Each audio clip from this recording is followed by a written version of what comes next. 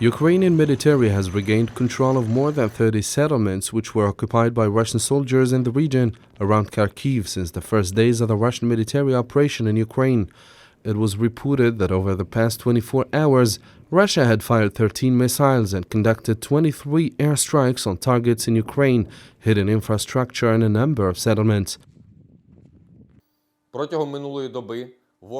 In general, in recent days, more than 1,000 square kilometers of Ukrainian territory have been liberated from the occupiers. In some directions, units of the defense forces wedged themselves into the enemy's defenses to a depth for up to 50 kilometers.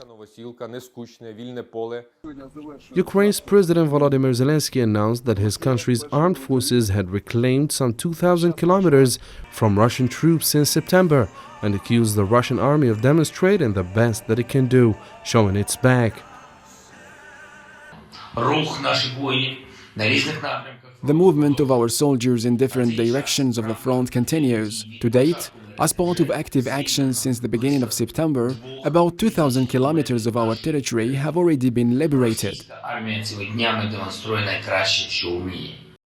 These comments by Ukrainian leaders came as Russia's defense ministry announced that it is pulling back its forces from 2 areas in Ukraine's Kyiv region, explaining that the troops would be regrouped from the Balaklia and Izium areas in the Donetsk region.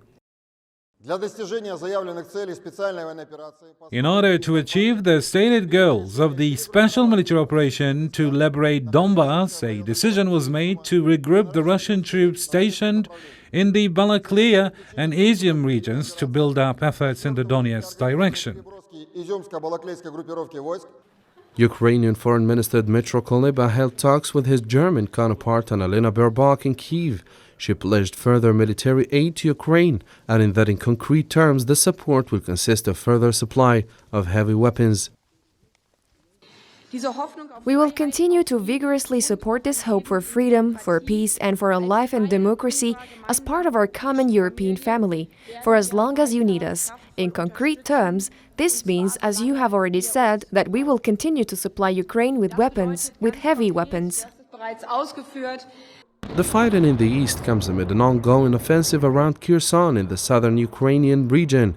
Analysts suggest that Russia may have taken soldiers from the east to reinforce around Kherson, offering the Ukrainians the opportunity to strike a weakened front line.